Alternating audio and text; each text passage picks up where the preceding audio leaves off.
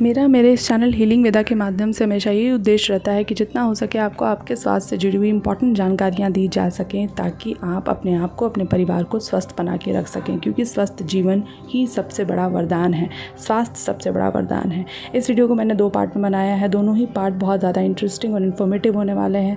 बारिश का मौसम है, आए दिन फुहारें पड़ती रहती हैं। काली घटा कब घिर आए, कब बादल बरसने लगे, कहना बड़ा मुश्किल है। इस मौसम से जुड़ी हुई कुछ ऐसी बातें हैं जो स्वास्थ्य के दृष्टिकोण से आपका जानना बहुत इम्पॉर्टेंट है। जैसे कि आपको कैसे खाना चाहिए, क्या खाना चाहिए और किस तरीके से आपको रहना चाहिए, और कौन सी ऐसी बातें हैं जिनका ध्यान देना आपके लिए बहुत ज़्यादा ज़रूरी है इस मौसम में, ख़ास तौर पर स्वास्थ्य के दृष्टिकोण से। तो तमाम तरीके की जानकारी आज के इस वीडियो में मैं आपको देने वाली हूँ। जितना हरियाली भरा माहौल बाहर का होता है, उतना ही कमज़ोर आपका शरीर इस समय पे होता है। शरीर की हरियाली जो है वो मध्यम पड़ जाती है। आयुर्वेद में ये बताया गया है कि इस मौसम में हमारा शरीर जो है वो बहुत ज़्यादा प्रोन होता है इन्फेक्शन से, चाहे वो स्किन इन्फेक्शन हो, चाहे पेट संबंधी प्रॉब्लम हो, स्टमक इन्फेक्शन हो। ये सारी चीज़ें बहुत आम होती हैं इस मौसम में होना।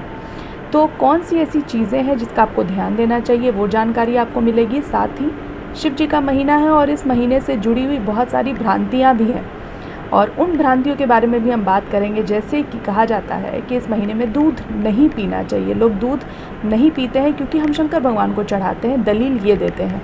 तो ऐसी जितनी भी अंधविश्वास वाली बातें हैं, इनके पीछे का रीज़न क्या है, वैज्ञानिक क्या कारण है, आयुर्वेदिक क्या कारण है, क्यों मना किया जाता है, इस तरीके की जितनी भी अंधविश्वास भरी बातें इस महीने से जुड़ी हुई हैं, उनके बारे में भी हम बात करेंगे। तो इंटरेस्टिंग वीडियो होने वाला है। जानकारी आपके स्वास्थ्य के दृष्टिकोण से बहुत इंपॉर्टेंट होने वाली है। सावन और भादों का जो मौसम होता है, उसमें शरीर का वात जो होता है वो बहुत ज़्यादा बढ़ जाता है, जिसकी वजह से कई तरीके की बीमारियां होती हैं।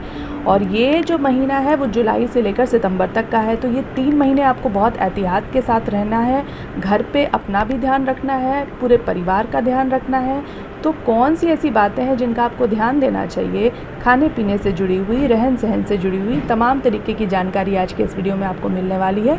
वीडियो पूरा ज़रूर देखिएगा, स्किप बिल्कुल मत कीजिएगा। और अंधविश्वास की जितनी भी बेड़ियाँ इस महीने के इर्द गिर्द बंधी हुई हैं, उनको भी तोड़ने की कोशिश करेंगे आज के इस वीडियो में। पसंद अगर वीडियो आए तो इसे लाइक और शेयर ज़रूर कीजिएगा। मेरे चैनल पर पहली बार मुझे देख रहे हैं तो प्लीज़ उस रेड सब्सक्राइब बटन को क्लिक ज़रूर कर दीजिएगा। सावन भादो यानी कि जुलाई, अगस्त और सितंबर, ये जो 3 महीने हैं उसमें सूर्य की ताकत कमज़ोर रहती है। और सूर्य जो है वो हमारे शरीर को ऊर्जा देता है, ताकत देता है, गर्मी देता है।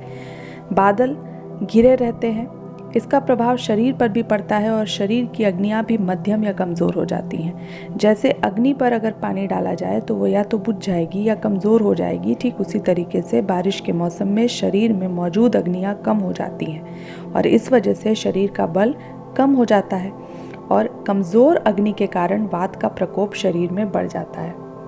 शरीर में भोजन को पचाने वाली ये अग्नि जब कमज़ोर पड़ जाती है तो शरीर में वात बढ़ता है और इसी डिस्टर्ब मेटाबॉलिज्म के कारण इम्यूनिटी कमज़ोर हो जाती है।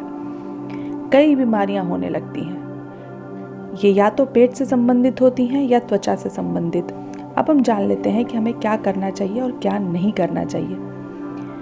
तो सबसे पहले सब्जियां सोच समझकर ही खरीदें और पकाएं, जितना कम हो सके। बारिश के कारण होता यह है कि धरती में कीड़े मकोड़े जो हैं वो बाहर आ जाते हैं और पत्तेदार सब्जियों में जाकर छिपते हैं। तो अगर इस तरीके की सब्जियां हम खाते हैं तो इन्फेक्शन होने का ख़तरा बहुत ज़्यादा होता है। इसके साथ साथ बैक्टीरियल फंगल इन्फेक्शन और स्किन इन्फेक्शन, एलर्जी होने की भी संभावना बहुत ज़्यादा होती है। गांव देहात में अक्सर लोग बारिश के मौसम के लिए अनाज को स्टोर करके रखते हैं। चना, लाल चना, काला चना, काबुली चना, राजमा, मटर और सेम की फलियां, बड़ियां, पापड़, अचार, ये सारी चीज़ें इस वजह से बनाई जाती थी कि उसे हम बरसात के टाइम में इस्तेमाल करें।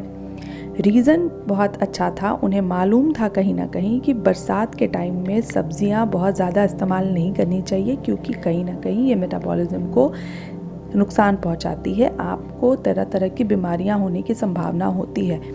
ये बात उन्हें मालूम थी, इस वजह से वो सारी चीज़ें वो स्टोर करके रखते थे ताकि बरसात के मौसम में इसका ज़्यादा से ज़्यादा इस्तेमाल हो सके और सब्जियां हम कम से कम खाएं। दूसरी एक चीज़ बताना चाहूँगी कि पुराना अन्न, जौ, चावल, गेहूँ, ये सारी चीज़ें हमें बारिश के मौसम में खानी चाहिए। तो जो लोग गांव के थे उन्हें ये चीज़ की जानकारी थी कि पुराना जो अनाज होगा जो स्टोर करके वो रखते हैं, वो अगर वो बारिश के मौसम में खाएंगे तो वो शरीर के वात को कम करता है। हमारे पारंपरिक जो तरीके रहे हैं, पुराने जो तरीके रहे हैं गृहस्थी चलाने के, वो कितने अच्छे थे, कितने सटीक थे, उन लोगों को जानकारी कितनी अच्छी थी, आप इसी सारी चीज़ों से अंदाज़ा लगा सकते हैं। बहरहाल आगे बढ़ते हैं। हम अक्सर कहते हैं जाने अनजाने कि बारिश का मौसम है, तला हुआ कुछ खाने का मन हो रहा है, पकौड़े खाने का मन हो रहा है, पापड़ खाने का मन हो रहा है। तो ऐसा इस वजह से होता है क्योंकि हमारा शरीर भी कहीं ना कहीं सिग्नल देता है कि बारिश के मौसम में चूँकि शरीर में वात बढ़ा होता है और वात को घटाने में घी और तेल बहुत ही ज़्यादा अच्छी तरीके से काम करते हैं, ऐसा आयुर्वेद में भी बताया गया है। तो तली हुई चीज़ें आप बरसात में खाएं। आप जितना ज़्यादा हो सके तेल का उपयोग करें, सरसों के तेल का, रिफाइंड मैं नहीं कहूँगी, सरसों के तेल या और भी जो लोकल अवेलेबल जो तेल है आपके जहाँ आप रहते हैं वहाँ का जो लोकल तेल है उसको यूज़ करें, उसमें तली हुई चीज़ें ज़रूर खाएं। अजवाइन, हींग, अदरक का जितना ज़्यादा हो सके इस्तेमाल करें आप बारिश के मौसम में। इसके अलावा अरहर की दाल, मूंग, दही, लौकी, जामुन, आम, घी, तेल, कद्दू, ये जितनी भी चीज़ें हैं इसका इस्तेमाल आपको करना चाहिए बारिश के मौसम में, शरीर में बढ़े हुए वात को कम करने के लिए, डाइजेशन को सही रखने के लिए।